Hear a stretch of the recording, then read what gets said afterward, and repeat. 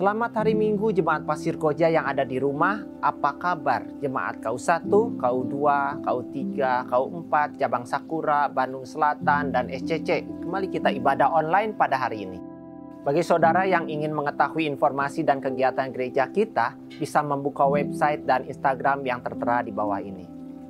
Juga bagi Anda yang memerlukan konsultasi kesehatan, pangan, konseling, bisa menghubungi hotline berikut ini. Sebelum kita menaikkan pujian dan penyembahan, mari kita bangkit berdiri dan siapkan hati kita untuk berdoa terlebih dahulu. Mari kita bersatu di dalam doa. Bapa, di dalam nama Tuhan Yesus, Allah yang kami sembah, Juru Selamat kami yang hidup. Bapa, saat ini kami bersyukur apapun yang terjadi dalam kehidupan kami akan mengatakan bahwa Yesus itu baik.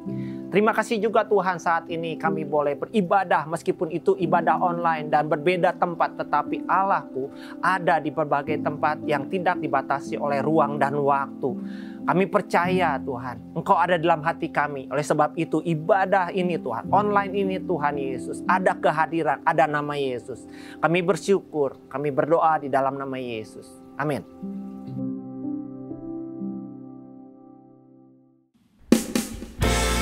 Mari, umat-umat pilihannya Allah, saya undang untuk bangkit berdiri. Kita mau menyatakan kuasa dan perbuatannya Tuhan. Haleluya, Tuhan kita dahsyat. Amin. Kita dipilih dan dikuduskan untuk memberitakan perbuatannya. Sekarang saatnya bangkit nyatakan Yesuslah Raja pemenang. Untuk selamanya Dia berkuasa, telah diberikan bagi kita. Kerajaannya tak akan tergoncangkan. Sampai selamanya pengharapan bergelora dalam kita. Kekal mulia namamu Yesus Tuhan.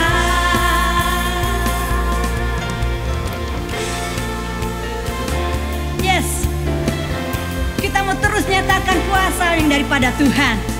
Amin saudara-saudara.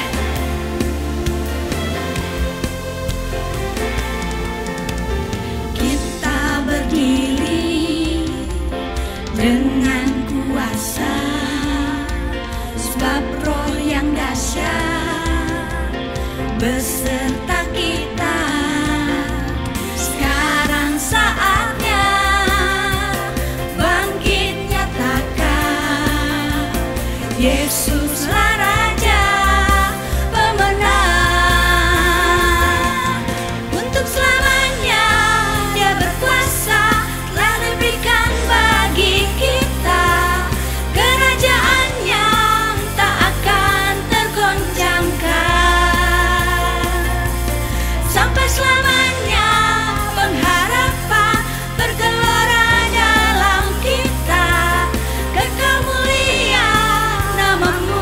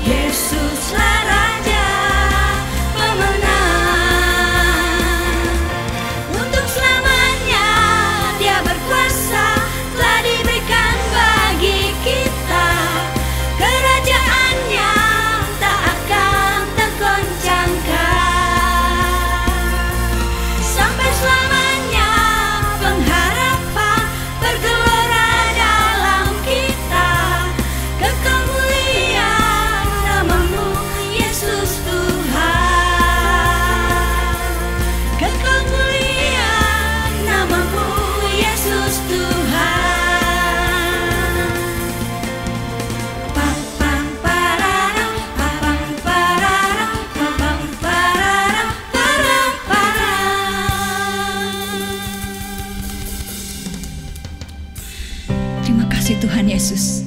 Inilah kami umat-umat-Mu Tuhan. Kami yang selalu rindu hadir di hadirat-Mu Tuhan Yesus. Kami terus mencari wajah-Mu ya Bapa. Terima kasih Tuhan Yesus. Tuhan hadir di bait kudusnya saat umat mencari wajah-Nya, berseru, berdoa, bersujud menyembah dan menikmati kehadiran-Nya. Tuhan mau dekat dengan umat-Nya yang datang dengan segenap hatinya,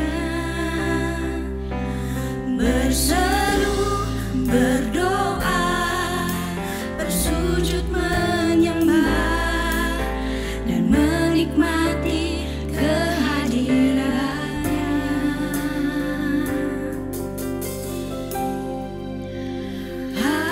Hadirat-Mu memenuhiku, hadirat kudus-Mu penuhi bait-Mu, dan ku tersungkur menyembah-Mu, yang ku nampak hanya kemuliaan-Mu. Ya Yesus, Tuhan hadir di bait kudusnya saat umat mencari wajah-Nya, berseru, berdoa, bersujud menyembah dan menikmati kehadiran-Nya. Tuhan mau dekat dengan umat-Nya yang datang dengan segenap hatinya, berseru, berdoa, bersujud menyembah dan menikmati kehadiran-Nya.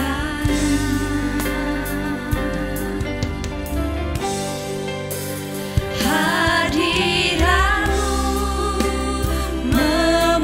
memenuhiku, hadirat kudus-Mu penuhi bait-Mu, dan ku tersungkur menyembah-Mu, yang ku nampak hanya kemuliaan-Mu.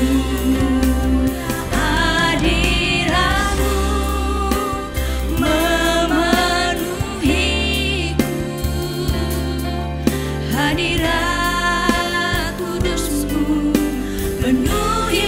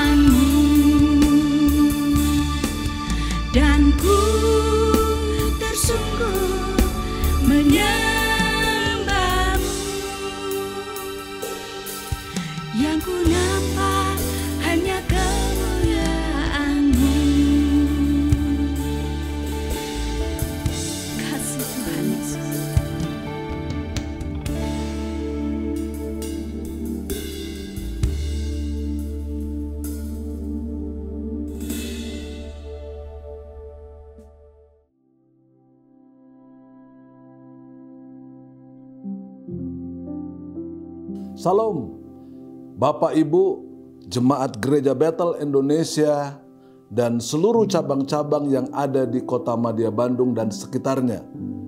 Minggu ini adalah minggu yang ketiga di bulan September 2020. Tema yang akan kita angkat pada minggu ini adalah kuasa persekutuan berdampak pertambahan jiwa. Sebelum kita mendengarkan firman Allah, pada saat ini mari kita bersama-sama berdoa. Bapa Sorgawi, kami mengucap syukur untuk minggu yang ketiga di bulan September ini. Terima kasih untuk penyertaan dan perlindungan-Mu kepada kami sampai pada minggu yang ketiga ini. Terpujilah nama-Mu dan berkati seluruh firman Allah, semua kegiatan kami pada pagi hari ini. Di dalam kemuliaan, keagungan, dan di dalam berkat nama Tuhan Yesus, kami berdoa dan mengucap syukur. Amin. Bapak, Ibu, saudara-saudara yang dikasihi oleh Tuhan kita Yesus Kristus, firman Allah yang akan kita baca bersama-sama akan terambil dari dalam Kisah Para Rasul pasal yang kedua, ayat 41 sampai dengan ayat yang ke-47. Silakan saudara mempersiapkan Alkitab ataupun setiap apapun yang saudara miliki agar supaya saudara bisa membaca Alkitab. Silakan Bapak Ibu Saudara, nanti saya akan menuntun saudara untuk membaca Alkitab ini. Kisah Para Rasul pasal 2 ayat 41. Cara hidup jemaat yang pertama. Orang-orang yang menerima perkataannya itu memberi diri dibaptis, dan pada hari itu jumlah mereka bertambah kira-kira 3.000 jiwa. 42, mereka bertekun dalam pengajaran rasul-rasul dan dalam persekutuan, dan mereka selalu berkumpul untuk memecahkan roti dan berdoa. Ayat 43, maka ketakutanlah mereka semua, sedang rasul-rasul itu mengadakan banyak mujizat dan tanda. Ayat 44, dan semua orang yang telah menjadi percaya tetap bersatu, dan segala kepunyaan mereka adalah kepunyaan bersama. Ayat 45, dan selalu ada dari mereka yang menjual harta miliknya, lalu membagi-bagikannya kepada semua orang sesuai dengan keperluan masing-masing. 46, dengan bertekun dan dengan sehati mereka berkumpul tiap-tiap hari dalam bait Allah. Mereka memecahkan roti masing-masing secara bergilir dan makan bersama-sama dengan gembira, dengan tulus hati. Ayat 47, sambil memuji Allah, dan mereka disukai semua orang, dan tiap-tiap hari Tuhan menambah jumlah mereka dengan orang yang diselamatkan. Saudara-saudara, Jemaat Gereja Bethel Indonesia, Jalan Pasir Koja nomor 39 dan cabang-cabang yang ada di sekitar Kota Bandung. Pada malam terakhir sebelum Yesus Kristus ditangkap dan kemudian disalibkan, Ia memberitahukan kepada murid-muridnya tentang kedatangan Roh Kudus sebagai suatu janji penyertaan Tuhan. Yesus berkata, "Aku akan minta kepada Bapa, dan Ia akan memberikan kepadamu seorang penolong yang lain, supaya Ia menyertai kamu selama-lamanya, yaitu Roh kebenaran. Dunia tidak dapat menerima Dia sebab dunia tidak melihat Dia dan tidak mengenal Dia, tetapi kamu mengenal Dia, sebab Ia menyertai kamu dan akan diam di dalam kamu." Ini adalah kehidupan jemaat mula-mula, Bapak Ibu, saudara-saudara yang dikasihi oleh Tuhan kita Yesus Kristus. Bagaimana terjadi pertambahan jiwa? Bagaimana dapat terjadi penanaman gereja atau pertumbuhan gereja? Tentu kalau kita baca tadi adalah karya dari Roh Kudus, Roh kebenaran itu yang diutus oleh Bapa untuk menyertai orang-orang yang percaya kepada Yesus. Sebelum pencurahan Roh Kudus, Bapak Ibu Saudara sekalian, Kisah Para Rasul pasal 1 saya bacakan buat saudara ayat yang ke-15 mengatakan seperti demikian. Pada hari-hari itu berdirilah Petrus di tengah-tengah saudara-saudara yang sedang berkumpul itu. Kira-kira 120 orang banyaknya. Jadi 120 orang saja banyaknya sebelum pencurahan Roh Kudus. Kita akan membaca, kita akan melihat poin-poin ini Bapak Ibu Saudara sekalian. Inilah dampak Pentakosta. Setelah terjadi pencurahan Roh Kudus di dalam Kisah Para Rasul pasal yang kedua, maka ayat 41 apa yang terjadi? Kita telah baca tadi, saudara-saudara yang dikasihi oleh Tuhan Yesus, sebelum pencurahan Roh Kudus jumlah mereka cuma 120 orang. Tetapi setelah pencurahan Roh Kudus, ayat 41 dan 42 berkata, orang-orang yang menerima perkataannya itu memberi dibaptis, dan pada hari itu jumlah mereka bertambah kira-kira 3.000 jiwa. Ini hal yang luar biasa. Ini bukan pekerjaan manusia. Ini pekerjaan Roh Kudus. Roh yang dijanjikan oleh Bapa bukan hanya menyertai manusia, tetapi memberikan kekuatan baru, memberikan anugerah, memberikan pertolongan bagi kita yang percaya kepada Tuhan Yesus Kristus. Mereka hidup dalam bertekun, mereka hidup dalam persekutuan, bahkan dikatakan memecahkan roti bersama-sama dan juga berdoa. Inilah kehidupan jemaat mula-mula ketika mereka mendapatkan anugerah, kuasa pencurahan daripada Roh Kudus itu. Ini poin yang pertama, dampak Pentakosta begitu luar biasa sekali. Ya, Kisah 1 ayat 15 tadi saya bacakan buat saudara. Jemaat atau jumlah mereka cuma 120 orang. Tetapi dalam Kisah 2 ayat 41 kita sudah baca tadi. Orang-orang yang menerima perkataannya itu memberi dibaptis. Dan pada hari itu jumlah mereka menjadi kira-kira 3.000 jiwa. Dibaptis. Setelah mereka menerima kuasa Roh Kudus, terjadi pertobatan. Banyak orang percaya sungguh-sungguh kepada Kristus. Bukan hanya itu saja. Langkah berikutnya, mereka mengambil keputusan untuk dibaptis. Ini hal yang pertama daripada dampak Pentakosta itu.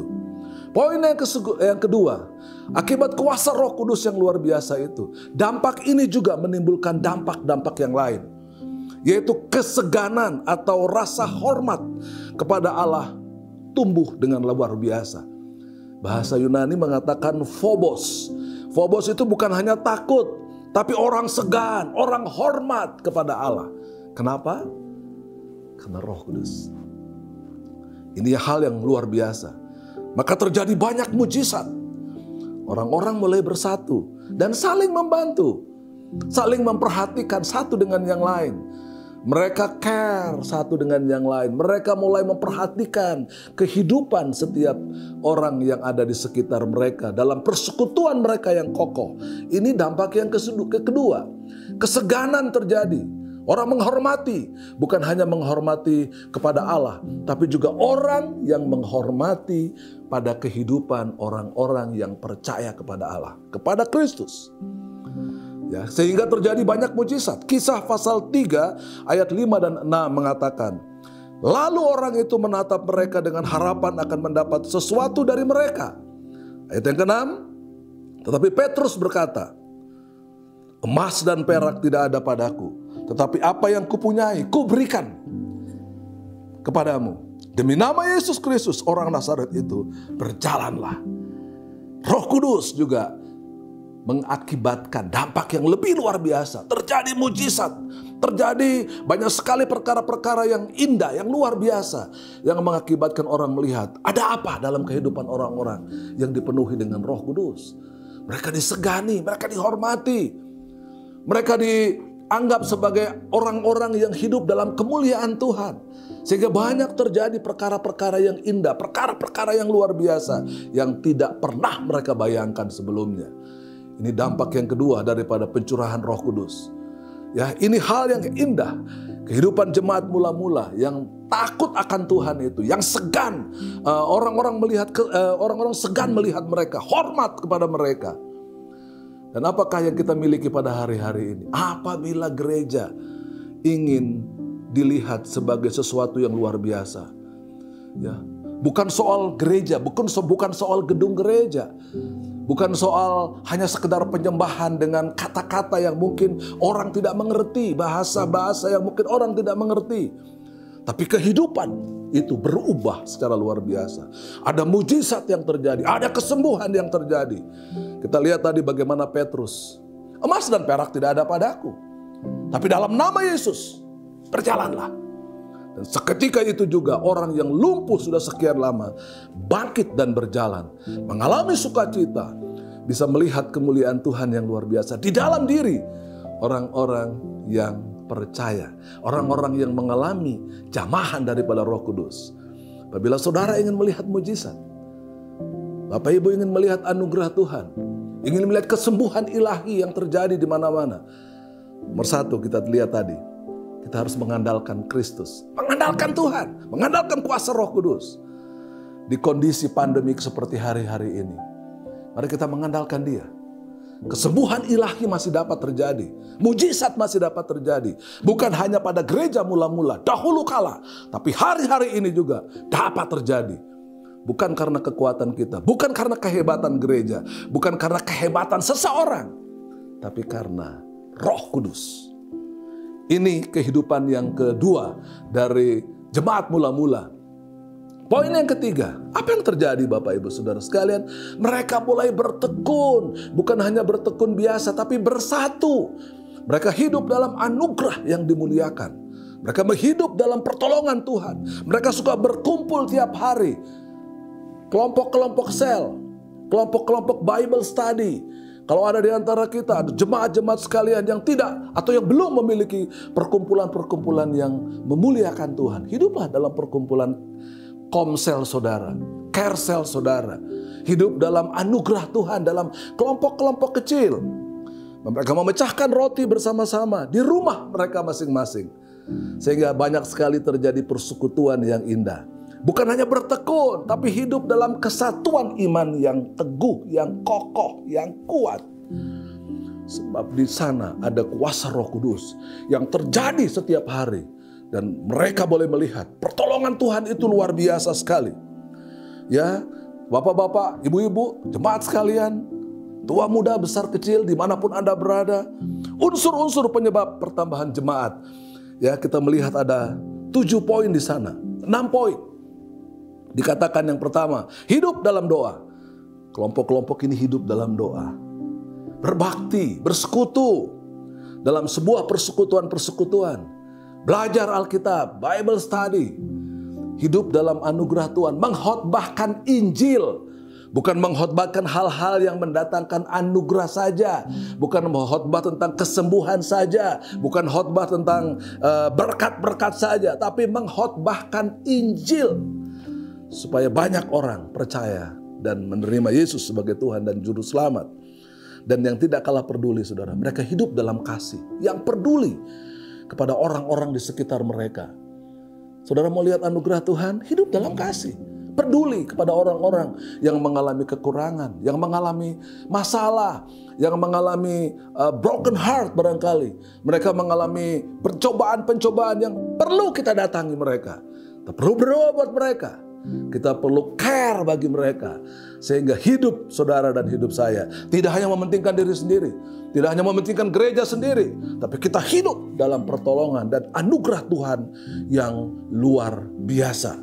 Ini poin yang ketiga Bapak Ibu, bertekun dalam bersatu.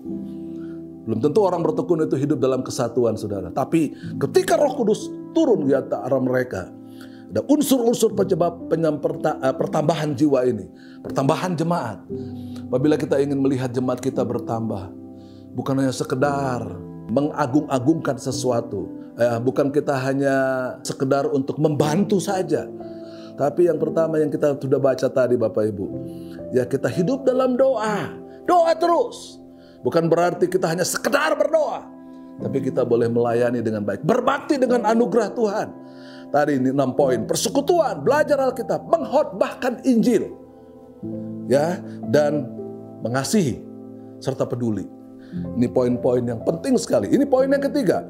Dan poin yang keempat, Bapak Ibu Saudara sekalian, sebagai poin yang terakhir, kita hidup memuji Allah. Dan apa yang terjadi kalau kita selalu memuji Allah? Harusnya disukai oleh semua orang. Ini yang tentu dampak yang paling hebat Bapak Ibu. Apa bukti kita memuji Allah? Orang-orang di sekitar kita, keluarga kita, teman-teman kita, bahkan orang-orang yang tidak seiman barangkali, yang ada di kantor saudara, yang ada di sekolah saudara, mereka akan juga mengatakan, oh ini kehidupan yang luar biasa. Kenapa saudara? Kenapa bisa terjadi demikian? Karena kita memuji dan membesarkan nama Tuhan. Bahkan di ayat yang terakhir, ayat 47 dikatakan, sambil memuji Allah dan mereka disukai semua orang. Dan tiap-tiap hari Tuhan menambah jumlah mereka dengan orang yang diselamatkan. Bapak Ibu Saudara. Kisah Rasul pasal 4 ayat yang keempat mengatakan jumlah mereka kemudian menjadi kira-kira 3.000 jiwa. 5.000. Jumlah mereka makin bertambah. Dan di dalam Kisah Para Rasul 9 ayat 31, jumlah mereka makin bertambah besar. Ini luar biasa sekali, ya. Bukan karena kita hebat, bukan karena kita mempunyai gereja yang besar saja, tapi karena kita mengandalkan kuasa daripada Roh Kudus. Ya, jumlah jemaat yang terus bertambah terus secara kuantitas, bertambah juga secara kebaikan, kasih, anugerah Tuhan, persekutuan yang indah, sehingga jumlah ini bukan sekedar jumlah banyak atau sedikitnya, tetapi karena Tuhan membuat perkara-perkara ajaib. Ya, seperti tadi dikatakan di dalam poin yang ketiga, saudara, mengkhotbahkan Injil sehingga banyak orang datang kepada Kristus. Ya, jangan takut mengatakan sesuatu kebenaran. Takutlah untuk mengatakan sesuatu yang tidak benar. Takutlah untuk mengatakan sesuatu yang bertentangan dengan firman Allah. Tapi kita harus berani mengatakan bahwa keselamatan hanya lewat Yesus Kristus. Dan sikap kita, kasih kita, kepedulian kita tidak boleh berkurang. Inilah yang akan menyebabkan terjadinya pertambahan jiwa di gereja kita. Karena itu Bapak Ibu Saudara sekalian, di masa pandemi sekarang ini, mungkin saudara mendengarkan ini dari rumah secara online, tapi datanglah juga beribadah. Ada kesempatan saudara bisa datanglah beribadah dan secara offline, sehingga kita boleh bersekutu bersama-sama, bukan hanya di online, tapi juga bersekutu bersama-sama di gereja. Dimanapun kita berada, mungkin di carousel saudara, di tempat-tempat di mana komsel saudara berlangsung, sehingga nama Tuhan dipermuliakan. Mujizat terjadi di sana, perkara-perkara ajaib akan terjadi. Orang mengalami jamahan Tuhan, sehingga nama Tuhan dipuji dan dipermuliakan, disukai oleh semua orang. Dan jumlah kita terus akan bertambah. Tuhan memberkati kita sekalian. Haleluya. Amin. Sidang jemaat yang dikasihi oleh Tuhan Yesus Kristus, mari kita berdoa, kita boleh meresponi firman Allah ini dengan anugerah yang luar biasa dari Tuhan. Bapa Surgawi, kami mengucap syukur karena anugerah-Mu, karena pertolongan-Mu. Kristus yang mati telah bangkit dan kemudian naik ke sorga. Ketika dia naik ke sorga, dia mencurahkan kuasa Roh Kudus. Immanuel itu yang menyertai umat-Mu sampai kesudahan alam ini. Terima kasih ya Tuhan. Berkati jemaat-jemaat kami Tuhan. Kalau ada di antara jemaat yang sakit, Tuhan jamah mereka. Tuhan tolong mereka. Dan biarlah urapan firman Allah yang pagi hari ini kami dengar boleh membuat kami hidup di dalam pertolongan Tuhan. Hidup dalam mujizat-mujizat Allah. Hidup dalam kesembuhan Allah. Hidup dalam perkara-perkara yang selama ini mungkin kami tidak pernah pikirkan. Kuasa-Mu, kasih-Mu, dan pertolongan-Mu yang terus-menerus terjadi. Di dalam anugerah, kemuliaan, dan di dalam berkat nama yang luar biasa, nama Yesus, kami berdoa dan bersyukur untuk firman-Mu. Haleluya. Amin.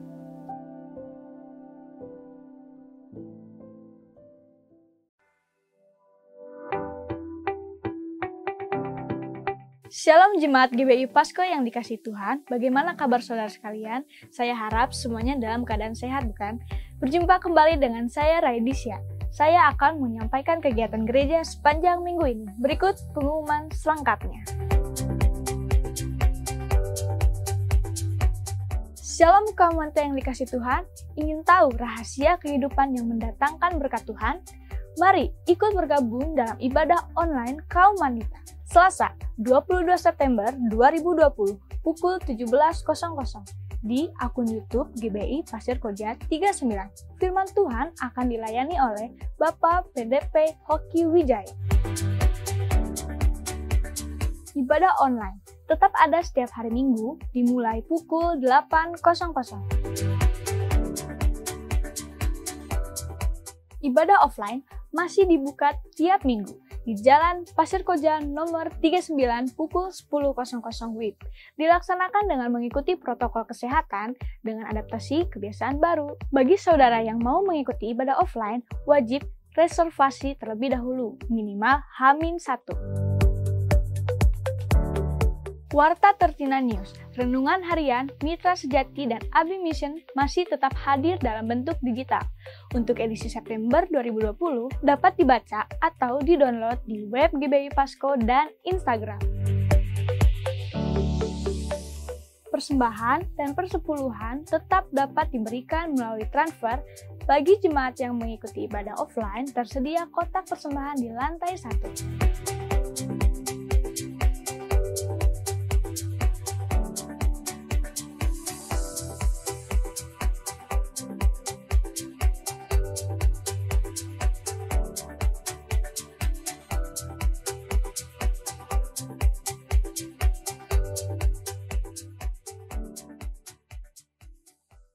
Selamat kepada saudara-saudara yang berulang tahun minggu ini.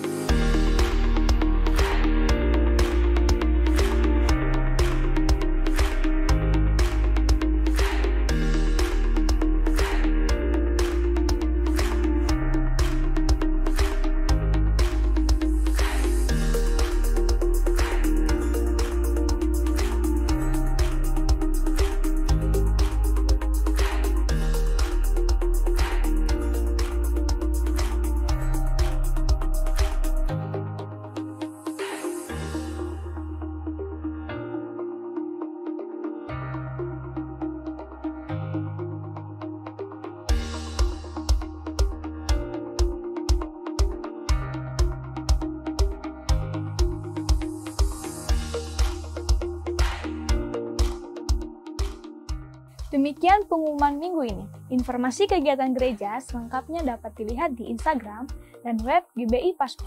Saya, Raidisya, mewakili kru Tertina News yang bertugas, mengucapkan terima kasih atas perhatian saudara. Lakukan firman Tuhan yang sudah kita dengar. Tuhan Yesus pasti memberkati.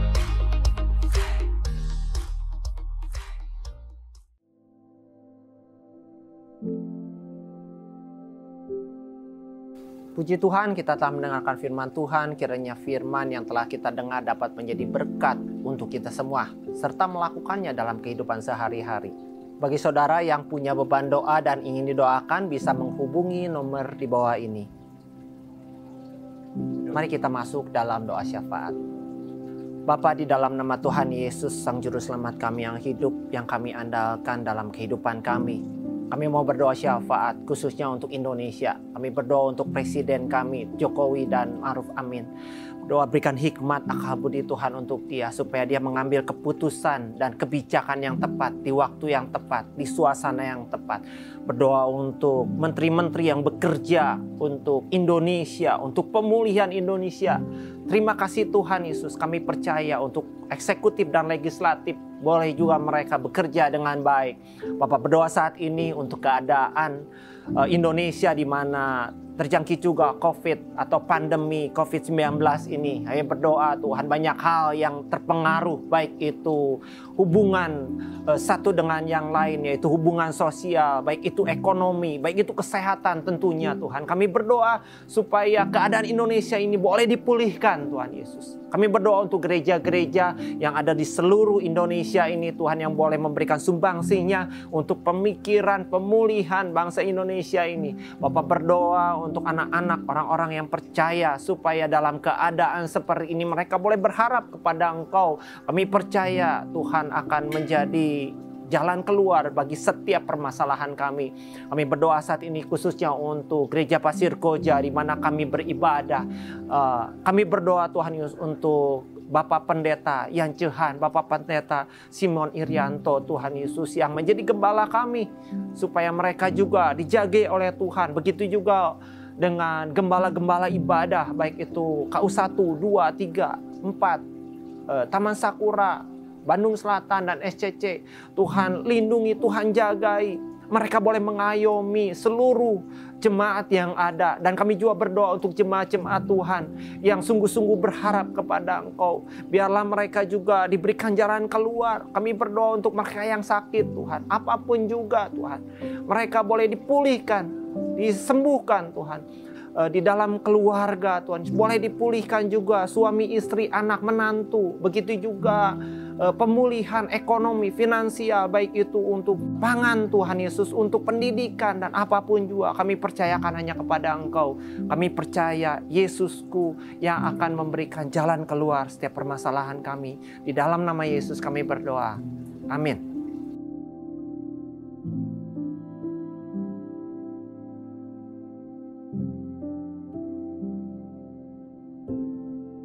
Bapak, Ibu, Saudara sekalian, sebelum kita mengakhiri ibadah pada hari ini, saudara telah mendengarkan firman Tuhan, saudara telah duduk bersama-sama bersekutu, berdoa, dan beribadah pada pagi hari ini. Mari kita bangkit berdiri, lalu kita mengangkat tangan kita untuk mengakhiri ibadah dengan doa berkat ini. Tuhan memberkati dan melindungi engkau sekalian. Tuhan menyinari engkau dengan wajah-Nya dan memberikan kasih karunia-Nya. Tuhan menghadapkan wajah-Nya dan memberikan kepada engkau sekalian damai sejahtera. Kekasih-kekasih Allah, jemaat Gereja Bethel Indonesia dimanapun hari ini, pagi ini engkau berada. Biarlah berkat kasih karunia dari Allah Bapa di sorga, cinta kasih dari Tuhan Yesus Kristus, dan persekutuan dengan Roh Allah yang kudus menyertai saudara sekalian pagi hari ini dan terus kekal sampai Maranatha, Tuhan datang kembali. Sama-sama kita katakan amin.